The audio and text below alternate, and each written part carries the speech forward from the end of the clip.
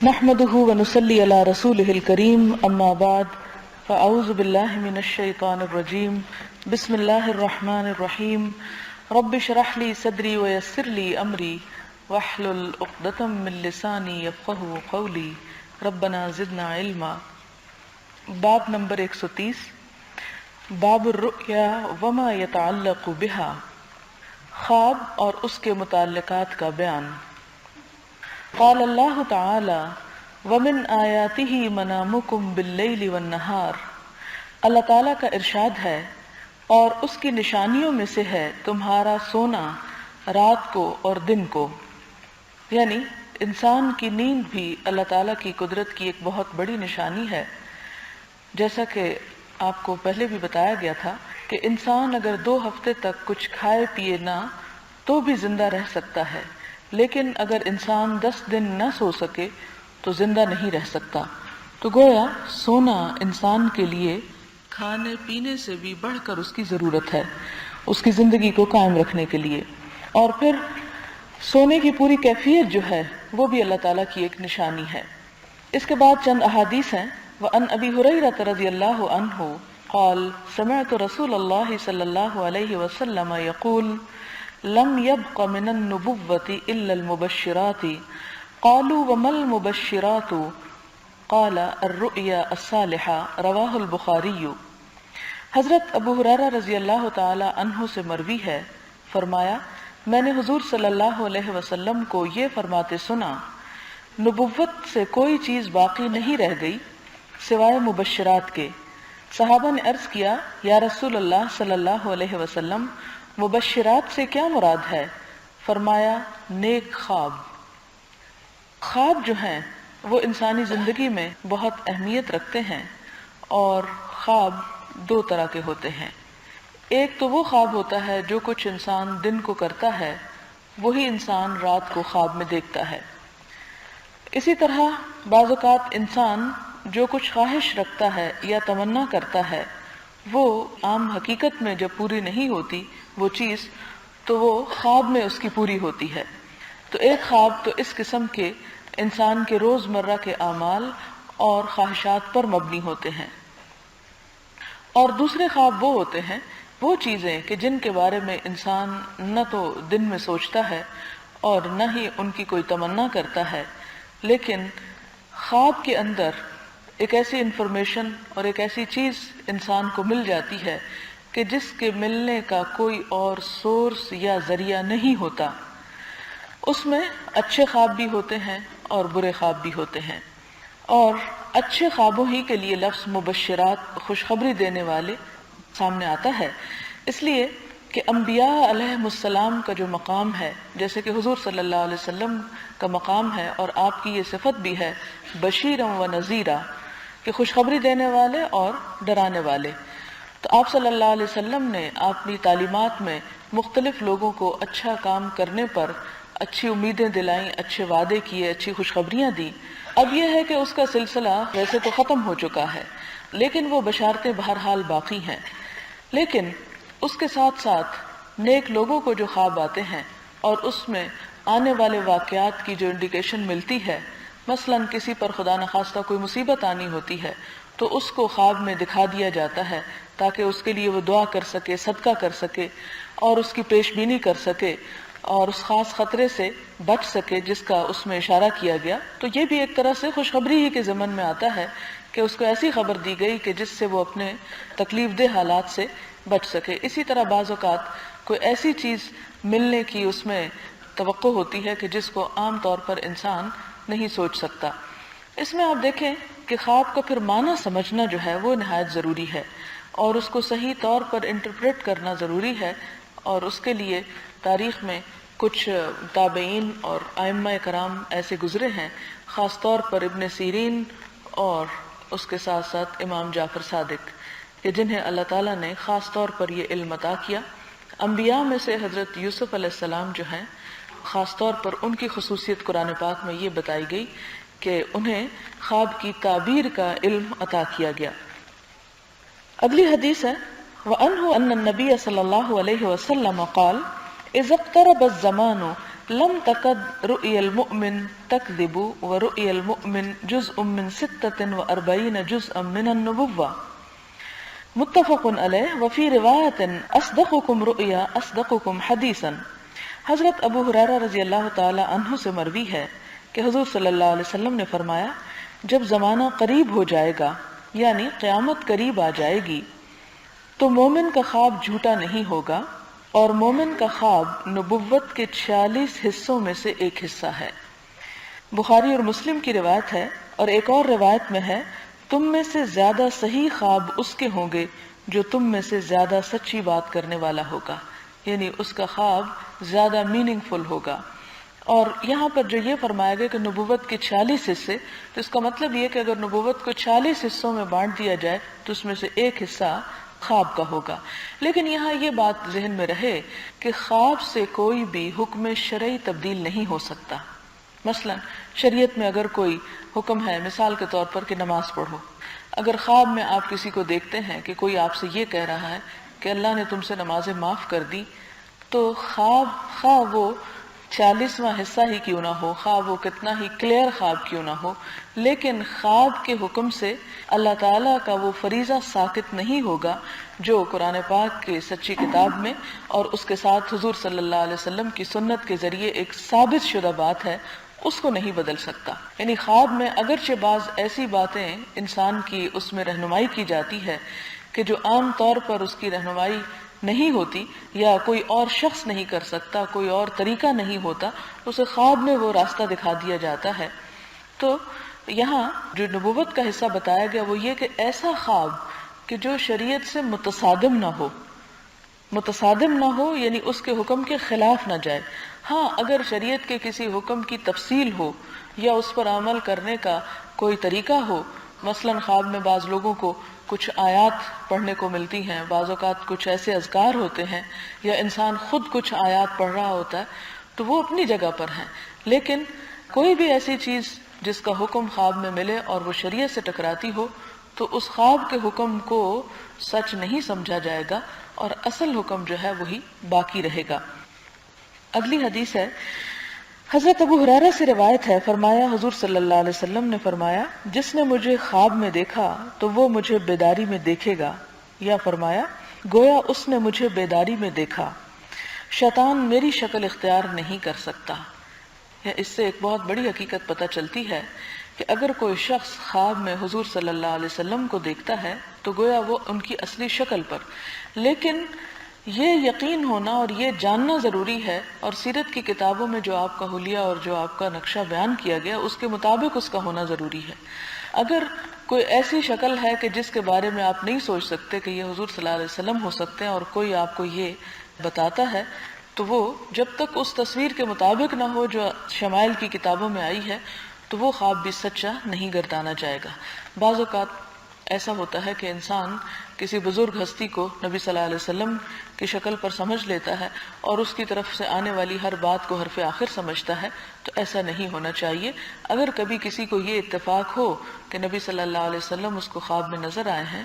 تو پھر اسے لازمی طور پر شمائل کی کتابوں کا، شمائل ترمذی ایک مشہور کتاب ہے جس میں آپ صلی اللہ علیہ وسلم کے چہرے کا، آپ کے بالوں کا، آپ کے حلیے کا، آپ کے لباس کا پورا خاکہ کھینچا ہوا ہے، اور اس طرح ہے گویا کہ پڑھتے ہوئے آپ یوں محسوس کریں کہ آپ کے اپنے ذہن میں ایک تصویر بن رہی ہے۔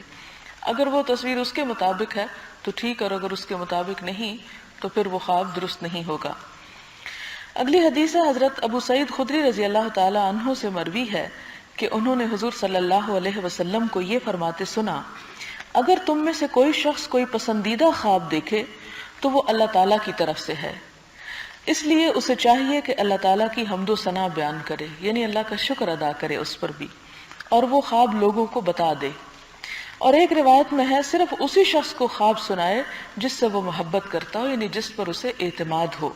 اور اگر اس کے برعکس خواب دیکھے تو وہ شیطان کی طرف سے ہے، اسے چاہیے کہ اس کے شر سے اللہ تعالیٰ کی پناہ مانگے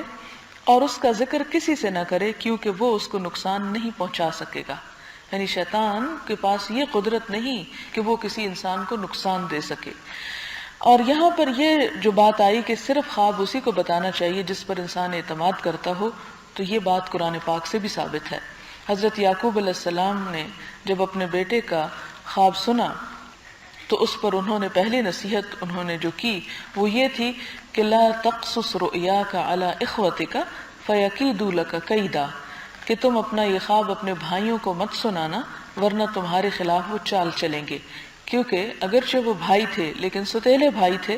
اور قابل اعتماد نہ تھے، اس لیے باپ ہونے کی حیثیت سے وہ اپنے بیٹے کو نصیحت کر رہے ہیں یا رہنمائی کر رہے ہیں، اور پیغمبر کی رہنمائی جو ان کی اولاد کے لیے بھی ہو وہ خاص ان کی اولاد ہی کے لیے نہیں ہوا کرتی، وہ باقی تمام لوگوں کے لیے بھی ہوتی ہے۔ تو وہ رہنمائی ہمارے لیے بھی ہے، اور پھر حضور صلی اللہ علیہ وسلم کا حکم بھی موجود ہے کہ صرف اسی کو بتائے کہ جو اس کی صحیح تعبیر اسے بتا سکے یا حسد کا وہ شکار نہ ہو، کیونکہ بعض اوقات انسان برا خواب نہیں بتاتا کہ اس کی کوئی ایسی تعبیر نہ کر دے کہ جو ذہن میں بیٹھ جائے، کیونکہ بعض اوقات یہ ہوتا ہے کہ انسان کوئی برا خواب دیکھتا ہے اور اس کی کوئی تعبیر بھی خراب کر دیتا ہے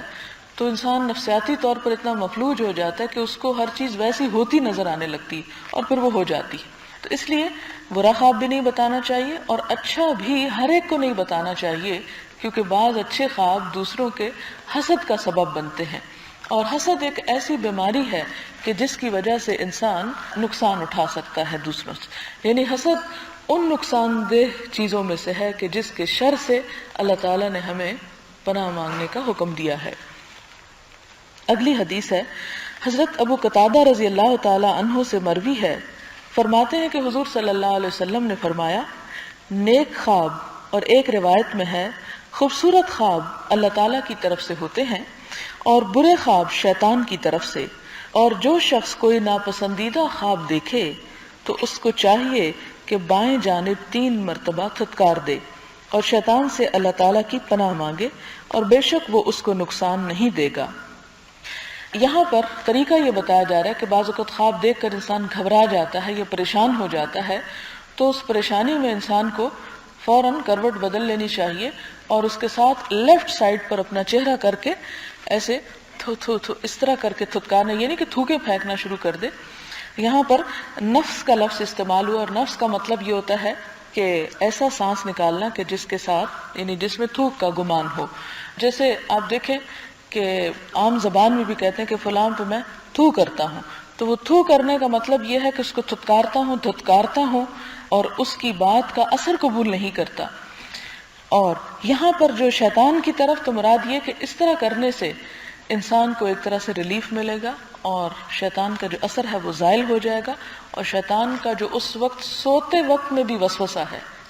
کیونکہ شیطان تو ہر وقت الرٹ ہے اور ہر وقت ہمیں ستانے کو تیار ہے، اور اس طرح کے خواب بعض اوقات وہ اس لیے دکھاتا ہے تاکہ انسان کی عمل کی صلاحیت کم ہو جائے اور انسان تفکرات اور غموں اور پریشانیوں کا شکار ہو کر کوئی عملی کام نہ کر سکے۔ ایک ایک دن زندگی کا ہمارے پاس بہت قیمتی ہے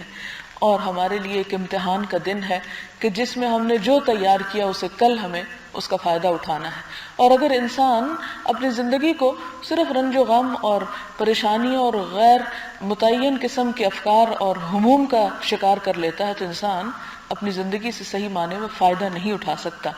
اسی لیے دعا کرنے کو کہا گیا کہ اللہم انی اعوذ بک من الہم والحزن، کہ یا اللہ میں تیری پناہ میں آتا ہوں کس سے؟ من الہم، ہم سے۔ ہم وہ فکر ہوتی ہے، وہ خدشہ جو بالکل بے بنیاد ہوتا ہے، ایسی فکر کہ جس کی کوئی اصل بھی نہیں ہوتی، اور حزن جو ہوتا ہے وہ دوسروں کے بارے میں غم ہوتا ہے، یعنی غم کی بھی کئی قسمیں عربی میں، تو حزن جو دوسروں کے بارے میں، مثلاً اولاد کے بارے میں انسان بیکار قسم کی فکر کرتا رہے، شوہر کے بارے میں، رشتہ داروں کے بارے میں اور دوسرے لوگوں کے بارے میں، یعنی ایسے خدشات کا شکار کہ جن کی کوئی اصل ہی نہ ہو۔ کچھ تو ایسے ہوتے ہیں کہ جو واقعی ہوتے ہیں اور انسان کو فکر کرنی چاہیے اور اس کا علاج بھی کرنا چاہیے، لیکن کچھ فکریں ایسی ہوتی ہیں کہ جو شیطان کی طرف سے ہوتی اور ان کی کوئی حقیقت نہیں ہوتی، اور اس کی وجہ سے شیطان دراصل چونکہ دشمن ہے ہمارا، وہ چاہتا ہم سے یہ ہے کہ ہمیں ایسی چیزوں میں مشغول رکھے کہ جس سے ذہنی طور پر ہم مفلوج ہو کر کوئی تعمیری اور اچھا کام کر نہ سکیں، سوچ نہ سکیں۔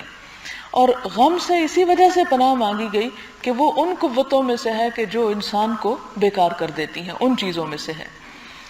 اور پھر غم کے اپنے اثرات ہوتے ہیں، ڈپریشن کے اپنے اثرات ہوتے ہیں۔ آپ دیکھیں کہ حضرت یعقوب علیہ السلام اپنے بیٹے کے غم میں ساری عمر گھلتے رہے. قرآن پاک میں آتا ہے وَبْيَضَّتْ عَيْنَاهُ مِنَ الْحُزْنِ کہ آپ کی آنکھیں سفید ہو گئی تھی غم سے. اور یہ ایک محاورہ ہے، آنکھیں سفید کا مطلب نہیں کہ کالا حصے پہ موتیا اتر آیا اور سفید ہو گیا. مراد یہ ہے کہ جیسے کہتے ہیں نا کہ دھوپ میں بال سفید کرنا، تو اسی طرح آنکھیں سفید ہو جانا غم کی شدت کا اظہار کرنے کے لیے ایک محاورہ بولا جاتا ہے. تو انبیاء علیہم السلام پر بھی غم کی کیفیات بعض اوقات چھا گئیں، تو عام انسان تو پھر عام انسان ہے، ہم پر بھی ایسی چیزیں آ سکتی ہیں. لہٰذا ہر روز فرض نماز کے بعد آپ صلی اللہ علیہ وسلم کا یہ طریقہ تھا کہ یہ دعا ضرور پڑھا کرتے تھے. تو اس دعا کو ایک تو اپنا حصہ بنا لینا چاہیے کہ یا اللہ ایسے تفکرات اور ایسے غموں اور ایسی پریشانیوں سے ہمیں نجات دے کہ جو ہماری زندگی کو بیکار کر کے رکھ دیں. پھر اس کے بعد یہ ہے کہ یہ طریقہ نفسیاتی طور پر ایک سیٹسفیکشن ہو جاتی ہے کہ جب انسان برا خواب دیکھے تو فوراً کہا کہ بائیں طرف تتکار دو، اس سے یہ کہ ایک طرح سے تم نے اس کو دفع کر دیا اور وہ تمہیں کوئی نقصان نہیں دے سکتا. اگلی حدیث ہے، حضرت جابر سے روایت ہے کہ آپ صلی اللہ علیہ وسلم نے فرمایا جب تم میں سے کوئی شخص ناپسندیدہ خواب دیکھے تو بائیں جانب 3 بار تھوک دے اور 3 مرتبہ شیطان سے اللہ تعالیٰ کی پناہ مانگے، اور جس پہلو پر لیٹا ہوا تھا اس سے دوسرے پہلو پر منتقل ہو جائے. یعنی جب برا خواب دیکھیں تو 3 کام کریں. نمبر 1 3 دفعہ تھتکارنا، نمبر 2 شیطان سے پناہ مانگنا. اور اس کا طریقہ کیا ہے؟ ویسے تو ایک مخصوص دعا بھی ہے، اگر وہ دعا آپ کو یاد نہ ہو تو آپ سمپلی 3 دفعہ اعوذ باللہ من الشیطان الرجیم پڑھ سکتے ہیں. اور اسی طرح ایک اور دعا ہے جو بہت ہی خوبصورت ہے، اس کے بارے میں حدیث میں آتا ہے کہ جو بندہ یہ دعا پورے توجہ سے پڑھتا ہے تو شیطان اپنے چیلوں کو اور جن کو وہ ساتھ لے کے انسان پہ حملہ آور ہونے کے لیے آیا ہوتا ہے انہیں کہتا ہے اٹھو اپنا سامان باندھو اور یہاں سے چلو، یہاں اب ہمارا کوئی کام نہیں، یہاں ہمارا اب کوئی وار اثر نہیں کرے گا. اور وہ دعا کیا ہے؟ شاید پہلے بھی میں نے بتائی ہو، اعوذ باللہ السمیع العلیم بوجہہ الکریم وسلطانہ القدیم من الشیطان الرجیم. یہ 3 دفعہ پڑھ لینی چاہیے. اس میں آتا ہے اعوذ باللہ میں پناہ میں آتی ہوں اللہ کی، السمیع جو بہت سننے والا ہے، یعنی میری دعا اس وقت سن رہا ہے، العلیم میرا حال جانتا ہے، اور بوجہہ الکریم اس کی ذات بڑی سخاوت والی ہے کہ میں پناہ مانگ رہا ہوں تو وہ ضرور دے گا. یعنی پورے یقین کے ساتھ کہ گویا انسان پناہ میں آ رہا ہے، اسے کوئی ڈھانپ رہا ہے اپنی رحمت سے، اسے کوئی پروٹیکٹ کر رہا ہے. اور پھر وہ سلطانہ القدیم کہ اس کی بادشاہت بہت قدیم ہے اور وہ ازل سے مالک ہے، اور یہ جو وقتی طور پہ مشکل پیش آئی ہے اس کی کوئی حیثیت نہیں اور وہ اسے بہت آسانی سے دور کر سکتا ہے. من الشیطان الرجیم جب یہ کہے تو دل میں شیطان سے نفرت کا بھی اظہار کرے کہ شیطان مردود سے میں نجات چاہتا ہوں. تو جب بندہ ان الفاظ میں اللہ تعالیٰ کی پناہ میں آتا ہے تو اللہ تعالیٰ اپنے بندے کو ضرور پناہ دیتے ہیں اور شیطان اپنا سب کچھ اٹھا کے چل پڑتا ہے، وہ پھر بندے کے اوپر حملہ آور نہیں ہو سکتا. اور اس کے بارے میں وہ بات بھی یاد رکھیں، یعنی اس حدیث کو مزید تقویت اس بات سے پہنچتی ہے کہ حضرت عمر رضی اللہ تعالیٰ عنہ کے بارے میں آپ صلی اللہ علیہ وسلم نے فرمایا کہ عمر جس راستے پہ جاتا ہے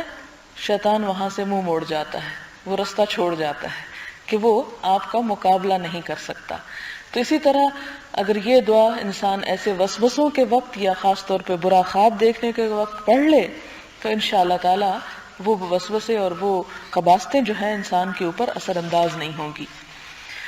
اس کے بعد اگلی حدیث حضرت ابو الاسقا واصلہ بن اسقا رضی اللہ تعالی عنہ سے مروی ہے، فرماتے ہیں کہ حضور صلی اللہ علیہ وسلم نے فرمایا سب سے بڑا جھوٹ یہ ہے کہ آدمی اپنے باپ کے علاوہ کسی دوسرے کی طرف منسوب ہونے کا دعویٰ کرے، یعنی اپنی نسبت بدل دے. اور خاص طور پر اڈاپشن کے موقع پر جو بچوں کی ولدیت بدل دی جاتی ہے وہ نہیں بدلنی چاہیے. خواہ کوئی بچہ کسی کا اڈاپٹ کرے لیکن اصل باپ کا نام ضروری ہے اور وہی ہونا چاہیے، کیونکہ قرآن پاک میں بھی ہمیں سورۃ الاحزاب میں یہ حکم دیا گیا ادعوہم لآبائہم کہ بچوں کو ان کے باپوں کی طرف نسبت کر کے پکارو، باپ کا نام مت بدلو. اور یہاں پر بھی فرمایا کہ سب سے بڑا جھوٹ یہ کہ کوئی باپ کے علاوہ کسی اور کی طرف منسوب کرے اپنے آپ کو. اور بچے تو چھوٹے ہوتے ہیں، معصوم ہوتے ہیں، وہ تو نہیں کرتے، لیکن اگر کوئی اور کر دے اور بڑے ہو کر بچوں کو پتہ چل جائے تو اس صورت میں جسے یہ علم ہو کہ اس کا اصل باپ کا نام جو کچھ بھی تھا تو وہ اصل کی طرف لوٹ جائے، یہ اس کے لیے زیادہ بہتر ہے۔ پھر اس کے بعد یا سب سے بڑا اور جھوٹ کیا ہے کہ اپنی آنکھوں سے ایسی چیز دیکھنے کا دعویٰ کرے جو انہوں نے نہیں دیکھی۔ اور یہ کیا مراد ہے اس سے کہ ایسا خواب بیان کرے جو اس نے دیکھا ہی نہیں، صرف من گھڑت ایک قصہ یعنی اختراع کر لے، تو یہ یعنی عام جھوٹ سے بھی زیادہ سخت جھوٹ ہے۔ یعنی ایک تو عام جھوٹ انسان جاگتے میں اپنے لوگوں سے بولتا ہے، لیکن خواب کے اندر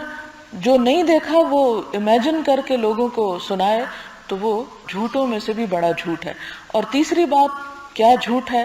کہ رسول اللہ صلی اللہ علیہ وسلم سے ایسی بات منسوب کرے جو آپ نے نہیں فرمائی تھی۔ یعنی ہر کوئی کسی کی اچھی سینگ یا کسی بھی بات کے بارے میں جب تک کنفرم نہ ہو یہ کہتا رہے ایک حدیث میں یہ آتا ہے اور دوسری حدیث میں یہ آتا ہے، نہیں۔ حضرت عبداللہ بن عمر رضی اللہ تعالی عنہ کا حال یہ تھا کہ جب حدیث روایت کرنے لگتے تو آپ کا رنگ زرد پڑ جاتا تھا۔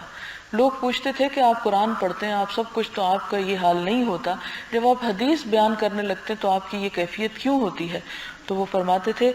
کہ آپ صلی اللہ علیہ وسلم نے فرمایا کہ جس نے مجھ سے ایسی بات منسوب کی جو میں نے نہیں کی تو وہ اپنا ٹھکانہ جہنم میں بنا لے۔ کہ من کذب علی متعمدن، جس نے جان بوجھ کے میری طرف جھوٹی بات منسوب کی، یعنی جو میں نے نہیں کہا اور میرے ذمہ لگا دی، فلیتبوأ مقعدہ فی النار، تو وہ اپنا ٹھکانہ پر جہنم سمجھے۔ تو چونکہ صحابہ کرام پر بہت بڑی ذمہ داری تھی، وہ ان کے پاس فرسٹ ہینڈ نالج تھا جو ڈائریکٹ انہوں نے حضور صلی اللہ علیہ وسلم کی اتھارٹی کے ساتھ آگے ٹرانسمٹ کرنا تھا، اس لیے ان کی پریشانی بھی زیادہ تھی، کیونکہ ان کے اوپر وہ بوجھ تھا، وہ رسپانسبلٹی جو دوسروں پر بھی اگرچہ ہے لیکن کم ہو جاتی ہے، کیونکہ اس حقیقت کو جاننے والے صرف وہی تھے، اور ان کا کسی چیز کو تبدیل کرنا دین کی بنیادوں کو تبدیل کر دینا تھا۔ اور اسی لیے ہم دیکھتے ہیں کہ صحابہ کرام اپنے بارے میں کہتے ہیں کہ ہم میں سے کوئی جھوٹ بولتا نہیں تھا اور کوئی جانتا نہیں تھا کہ جھوٹ کیا ہے۔ یعنی سب سے زیادہ خصوصیت بڑی اس معاشرے کی جو تھی وہ سچائی تھی۔ اسی لیے آپ صلی اللہ علیہ وسلم نے فرمایا کہ ایمان اور جھوٹ جمع نہیں ہو سکتے، یعنی مومن کے دل میں بیک وقت ایمان اور جھوٹ اکٹھے نہیں رہ سکتے، اور جس طرح الوا اور شہد کی مثال دی گئی۔ اگلا باب ہے کتاب السلام، باب فضل السلام والامر بافشائہ۔ کتاب السلام، سلام کی فضیلت اور اس کو عام کرنے کے حکم کا بیان۔ قال اللہ تعالی یا ایھا الذین آمنوا لا تدخلوا بیوتا غیر بیوتکم حتی تستأنسوا وتسلموا علی اہلہا۔ اللہ تعالیٰ نے ارشاد فرمایا، اے ایمان والو، نہ داخل ہوا کرو دوسروں کے گھروں میں اپنے گھروں کے سوا جب تک تم اجازت نہ لے لو اور سلام نہ کر لو ان گھروں میں رہنے والوں پر۔ یعنی قرآن پاک میں پہلا اخلاق اور طریقہ کسی کے گھر میں داخل ہونے کا یہ بتایا کہ ان سے اجازت لو، یعنی حتی تستأنسوا، یعنی انہیں مانوس کر لو، ان کی رضامندی حاصل کر لو کہ وہ تمہارا آنا گوارا بھی کرتے ہیں یا نہیں، اور اگر محسوس کرو کہ اس وقت میں جانا اہل خانہ کو ناگوار ہے تو پھر زبردستی جانا جو ہے اس کی ممانعت ہے۔ دوسرا اخلاق کیا بتایا گیا کہ جب گھر میں کسی کی اجازت کے باوجود جب جانے لگو تو کیا کرو؟ سلام کیا کرو، یعنی پہلا کام جو اندر قدم رکھتے ہوئے کرو گے وہ سلام ہے۔ اور سلام کا لفظی مطلب کیا ہے؟ سلامتی، کہ السلام اللہ تعالیٰ کا بھی نام ہے، اور السلام علیکم کہ تم پر سراسر سلامتی ہو، یعنی اے میرے مومن بھائی، میری طرف سے، میری زبان، میرے ہاتھ، میری ہر چیز سے تم امن اور سلامتی میں ہو، میری طرف سے کوئی تمہیں دکھ یا تکلیف یا پریشانی نہ ہوگی، میری طرف سے تم بالکل بے فکر اور مطمئن ہو جاؤ۔ یہ سلام کی اصل میں روح ہے کہ ایک بندہ دوسرے کے اوپر جب سلام کرتا ہے۔ پھر فرمایا وقال اللہ تعالی فَإِذَا دَخَلْتُمْ بُيُوتًا فَسَلِّمُوا عَلَىٰ أَنفُسِكُمْ تَحِيَّةً مِّنْ عِندِ اللَّهِ مُبَارَكَةً طَيِّبَةً۔ اور اللہ تعالیٰ نے ارشاد فرمایا، اور جب تم داخل ہو گھروں میں تو سلامتی کی دعا دو اپنوں کو، وہ دعا اللہ تعالیٰ کی طرف سے مقرر ہے جو بڑی بابرکت اور پاکیزہ دعا ہے۔ یہاں پر آپ دیکھیں کہ سلام کا کہا گیا کہ سلام کرو، لیکن ساتھ بڑی خوبصورت اصطلاح ہے، وہ بہت خوبصورت ترکیب ہے، الا انفسکم، اپنے نفسوں پہ سلام کرو۔ یعنی انسان سلام تو دوسرے کو کرتا ہے، تو اپنے نفس پہ سلام کا کیا مطلب ہے؟ اس کا مطلب یہ ہے کہ انسان جب دوسرے کو سلام کرتا ہے تو دوسرا جواب میں سلام کرنے والے پہ سلام بھیجے گا، اور اس شخص کا ابتدا کرنا دراصل اپنے لیے رحمت کا دروازہ کھولنا ہے، دو طرح۔ نمبر ایک یہ کہ جو سلام میں پہل کرتا ہے اس کو 30 نیکیاں ملتی ہیں۔ نمبر دو یہ کہ یہ ابتدا کرتا ہے سلامتی کی تو دوسرا بھی اس پر سلامتی کی دعا کرتا ہے، اگر یہ نہیں کرے گا تو شاید دوسرا بھی اس کی طرف سلامتی نہ بھیجے۔ اور اس لیے یہ فرمایا کہ اپنے نفسوں پہ سلام بھیجو، یعنی کسی پہ تم احسان نہیں کرو گے سلام کر کے، یا اسے اپنے لیے بوجھ نہ سمجھو، اسے اپنے ہی فائدے کی چیز سمجھو کہ تم دوسروں کے ساتھ خیر خواہی کر رہے ہو، لیکن در حقیقت تمہاری اپنی بھلائی ہو رہی ہے۔ 30 نیکیاں اور سلامتی کی دعا۔ پھر اس کے بعد فرمایا کہ یہ بڑی بابرکت دعا ہے، یعنی صرف دعا ہی نہیں بلکہ مبارکتن طیبتن، بڑی پاکیزہ، خوبصورت اور بابرکت، کہ جب کوئی تمہیں دعا دیتا ہے تو گویا تمہیں برکتوں کی دعا مل رہی ہے۔ اور انسان دن میں جتنی مرتبہ بھی کسی سے ملے اور سلام کرے تو کتنی مرتبہ وہ دعائیں لیتا ہے، اور جب دیتا ہے کسی کو خاص طور پر، کیونکہ جب تک دیتا نہیں تو دوسرے کے بارے میں یقین سے نہیں کہا جا سکتا کہ وہ ابتدا کرے گا یا نہیں کرے گا، اس لیے دوسرے کا انتظار کرنے سے پہلے خود ابتدا کر لینی چاہیے۔ اس میں آپ دیکھیں کہ انسان کیا یہ نہیں چاہتا کہ اس کا مال، اس کی جان، اس کا جسم، اس کی اولاد، اس کا گھر بار، ہر چیز سلامت رہے؟ یعنی ہم میں سے کون یہ نہیں چاہتا؟ ہم میں سے ہر شخص سلامتی، پیس، امن، سکون کا متلاشی ہے۔ تو اللہ تعالیٰ نے ہماری میل ملاقات کے اندر ایسے الفاظ شامل کر دیے کہ جس میں ایک دوسرے پر دعائیں آتی رہیں اور سلامتی پڑتی رہے۔ اور پھر اس میں آپ دیکھیں کہ دوسرے جتنے بھی مذاہب ہیں اور ان کے اندر جتنی بھی دعائیں ہیں سلام کے بدلے کے طور پر، اس میں وہ روح نہیں، وہ مقصد نہیں، وہ دعا نہیں جس طرح کہ اسلام کے اس السلام علیکم میں ہے۔ پھر اسی طرح ایک اور آیت ہے، وَإِذَا حُيِّيتُم بِتَحِيَّةٍ فَحَيُّوا بِأَحْسَنَ مِنْهَا أَوْ رُدُّوهَا، کہ جب سلام تمہیں کیا جائے تو تم اسی لفظ کے ساتھ سلام کا جواب دے دو، یا کم از کم اتنا یا پھر اس سے بھی بڑھ کر۔ اس میں آپ دیکھیں کہ جب کوئی سلام کرے تو السلام علیکم کا جواب وعلیکم السلام ہے، لیکن ورحمۃ اللہ وبرکاتہ جو ہے یہ اس سے زیادہ ہے۔ یعنی اگر زیادہ نہیں دے سکتے تو کوئی بات نہیں، گناہ کی بات نہیں، لیکن اتنا تو دو، وعلیکم السلام کہنا بھی فرض ہے۔ ایک حدیث میں جو مومن کے مومن پر حقوق بتائے گئے تو ان میں ایک حق یہ بھی بتایا گیا کہ سلام کا جواب دیا جائے، یعنی جب کوئی سلام کرے تو جواب میں اس کو اس کا جواب دیا جائے۔ تو یہ نہیں کہ اگر کوئی سلام کر رہا ہے تو دوسرا صرف خاموش رہ جائے، بلکہ اس کا بھی فرض بنتا ہے کہ وہ کرنے والے کو ضرور جواب دے۔ اس میں ہم دیکھتے ہیں کہ ابراہیم علیہ السلام کے پاس جب فرشتے آتے ہیں تو وہ بھی سلام کرتے ہیں۔ اسی طرح ہم دیکھتے ہیں کہ جبریل علیہ السلام ایک دفعہ آتے ہیں اور حضرت خدیجہ کے لیے اللہ تعالیٰ کا سلام بھجواتے ہیں۔ تو یہ سلام نہ صرف یہ کہ سامنے والے شخص کو کرنا چاہیے، بلکہ دور ایسا شخص کہ جس سے براہ راست بات نہیں ہو پا رہی تو کسی دوسرے کے ہاتھ بھیج سکتے ہیں یا اسے لکھ کر پہنچا سکتے ہیں۔ یعنی مختلف طریقوں سے سلام کیا جانا چاہیے، اور صرف اپنے جیسوں کو نہیں بلکہ مختلف قسم کے لوگوں کے ساتھ اس کی مزید تفصیلات آگے آتی ہیں۔